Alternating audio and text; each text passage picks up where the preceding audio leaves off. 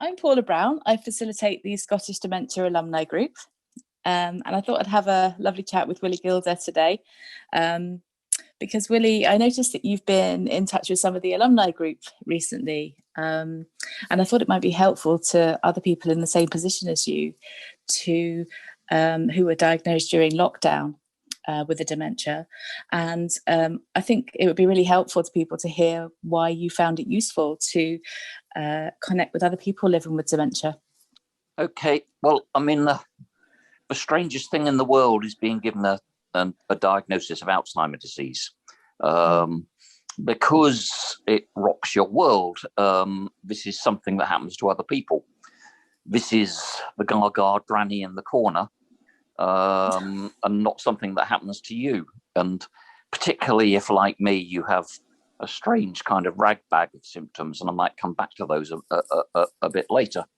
So all I knew was here I was in the middle of lockdown with a diagnosis of Alzheimer's disease, with people telling me different things about it, and me not knowing anybody with a similar diagnosis. And I mean, in the past, I've met people with dementia, but everybody I've met have been people with memory problems, people who didn't know what happened last week, people who didn't recognize their own relatives or things like that. So I had no notion really that there were people with, I don't want to say dementia because I don't like the term, people with progressive brain diseases like Alzheimer's, who are still kind of pretty with it. And it became really important to me to meet such folk. I mean, I ended up, I'm one of those people who don't care about what other people think about me, really. I'll just make a fool of myself. So I put a message out on Twitter going, hello, this has happened to me. Anybody got anybody I could talk to? Because being diagnosed in the middle of lockdown was really peculiar. You know, I guess that in normal times, people might say, well, here's a group of people you can go and meet, or here's an activity center you can go to, or here's an organization and go and sort of see what gadgets they've got or something. But none of that is around. So to me, starting to talk with other people with the same condition, and I can actually remember very, very vividly the first phone call I had with somebody with a similar condition, was just astonishing, because it was, gosh, here is somebody else who you know, were I to meet them, I wouldn't know what their issues were. But because I know that they've got a similar label to me, there are things we actually don't need to say to each other. You know, I can say, oh, I'm really cut up about losing my driving license. And that other person has been through that similar experience and knows an awful lot about it. And I mean, I'm doing some training at the moment about peer support, and I think there's an awful lot of kind of highfalutin theory talked about peer support, and in the end, it boils down to people being in the same boat, not needing to say things to each other because we know what each other think. Yeah, absolutely. You hit the nail right on the head there about peer support. It's not an academic concept. It's reality of being in the same boat. Yes, and you know, I've now met sort of several people with different conditions. I mean, some of them don't even know what their conditions are, and a couple of people I know have made a point of not wanting to know their diagnosis. I'm very different. I want to know everything about my diagnosis. You know, I have copies of my brain scans. I'm going to get my brain scan made into a T-shirt. For me, discovering more about the precise nature of what is wrong with me and why that's peculiar has been important, because, I mean, the saying is that you know one person with dementia, you know one person with dementia. And I think that's important, really. We are all different.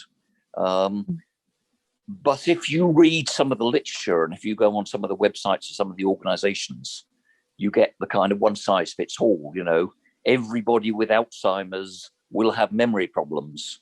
No, actually, not true. Lots of people with Alzheimer's do have memory problems, numbers of us have Alzheimer's and don't have memory problems. We have other issues. And I think if I want to change something, it's about changing that. I was listening to Agnes earlier talking about this, that people have a very stereotyped idea of this illness, and we need to try and help people understand, but it's just not quite as simple as they think it is. Brilliant. So for Dementia Awareness Week, what would you advise people who've just been diagnosed in the situation as you and wanting to meet more people? What would you do? Try and meet more people, which isn't necessarily easy, because services are taking a long time to open back up. I don't entirely understand why, but I think it's as much as you can, if you can connect into the various organisations like DEEP and various different organisations which represent people with dementia directly. There will be somebody living not too far away from you with a condition like yours. And if they're not too, they might be the other side of the country, actually. Through the wonders of Zoom, you can at least connect to them, and in time you'll meet people not too far away from you. But I think, to me, I've latched into a group in Fife, which is the other side of the river from me. I'm a refugee into this group. But the first time I went there, it was just wonderful. I can't describe to you how magic it was just to sit in a room with people who all had a similar condition. And we're all, we're different ages and we have different interests and different experiences in life. But the one thing we share is we've all got this irritating little animal eating chunks out of our brain, which means that we have things in common. That's brilliant. I think that's absolutely fantastic. That's a great way to finish. Is there anything else you'd like to say while we're recording? Yeah, I want to echo what I've heard other people say, which is that my particular Alzheimer's gives me problems with my eyesight. Doesn't make me visually impaired as such, but I see things which aren't there. And what research I've done into this suggests to me that that's an issue for more people with Alzheimer's disease than perhaps we've tended to think. So I would just like to say to people, if you know somebody with Alzheimer's or with another dementia, have a chat to them about, do they see things which aren't there? Do they hear things which aren't really there? Because this can be quite distressing. I know for me that at first, when I started to see the bath as covered in hair, it was quite hard to take. I understand it all a bit more now, and I ignore it. But I think, as I say, illnesses like this, a bit more complicated than we sometimes think. Talk to people. We're all different. Absolutely. And just one thing that I've thought about since connecting with you, Edinburgh University have eCred as their research kind of arm for people with dementia. They're meeting in the middle of June, so I could let you know when that is if you're interested. But I've met so many interesting researchers and neuroscientists from Edinburgh, and because you've got a particular interest in things like your brain scan, there are people studying there and alumni there who have really brilliant resources. Lewis Hu from Science Kaylee's one. He's a neuroscientist, and Science Kaylee is absolutely incredible. They pass around models, 3D print models of brains, and show you exactly. Yeah, it's incredible. I so want somebody to print my brain. I really do. I really do. This is actually something I feel very strongly about. If you are pregnant, or if you're the partner of a lady who's pregnant, you go along and you have a scan, and you automatically get offered a copy of your scan. Go for a brain scan. Nobody automatically offers you a copy, but why not? We are our brains.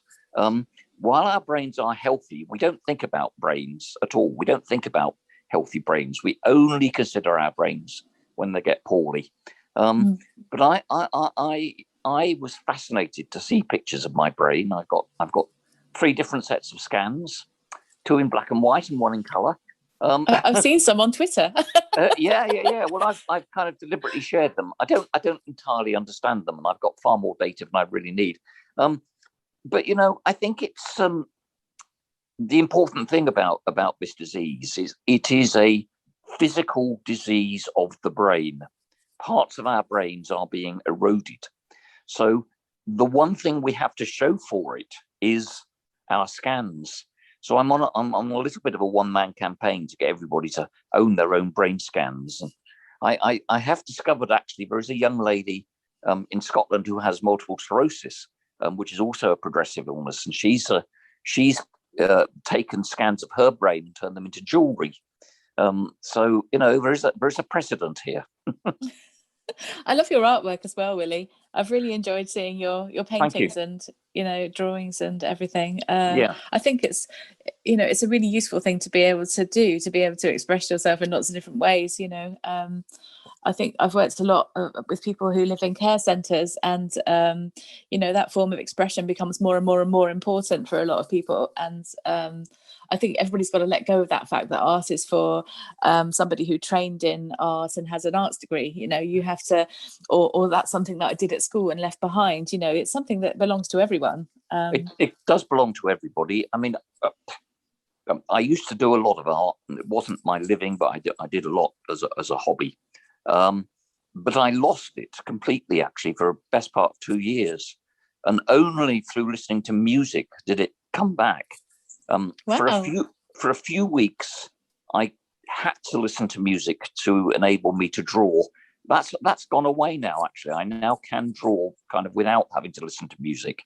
But I was sort of a bit baffled and bewildered as to why I'd lost the interest. It's to do with a particular part of my brain, which is compromised by the illness. And somehow I seem to have been able to rewire it. But yeah, it's vital to me. I was out this morning trying to not sure whether the painting worked or not, really. I'm not always a very good judge of that. But at least I churned out something. And I think, having a bash is really important. People with progressive brain diseases are people who can do things. In the future, it's possible that we can't, that we may not be able to. We've probably all lost bits and pieces of what we can do. I'm not meant to drive anymore. I have problems with sleep. I have problems with my eyesight. But, when you are told that you have a life-limiting illness, which is what this is, it doesn't half concentrate your mind on the fact that there are an awful lot of pictures to be painted today. Absolutely.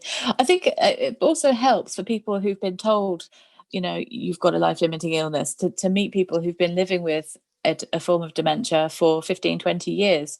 And then you kind of have a different perspective on it from that point, I think. A lot of people have said that to me, that they were kind of thinking, oh my goodness, what's this going to be? A few years or something. What am I looking at? And then you meet James or Agnes, who's been living with this for a very long time, and you think, it's okay, it's all right. That kind of gives you a bit more. Somebody was asking me about this yesterday, and they said, well, what impact has it had on your life being told that you have a terminal illness? And it's a very difficult question to answer, I think, because the medics can't tell you.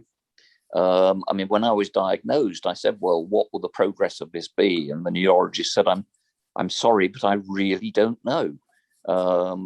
You could be at this level for several years. You might deteriorate. We have no way of knowing. And that is difficult, really, that not knowing. At the same time, meeting people who've stayed kind of, pretty with it for a long time is a comfort. But I think nobody with dementia forgets that actually this is a progressive illness, and it can get worse, and it will get worse. We just don't know when. Absolutely. So what's for the rest of the week then? Do you have things planned for Dementia Awareness Week? Do you have other plans? my life seems to be filling up with Zoom calls. Here I am asking you to do another one. Well, I'm going to meet somebody tomorrow in real life. Wow. Yeah, a real life face-to-face meeting in Fife, and I'm probably meeting up with my son. And then that's wonderful. Lovely chatting to you, Willy. You take care of yourself. Have a lovely afternoon.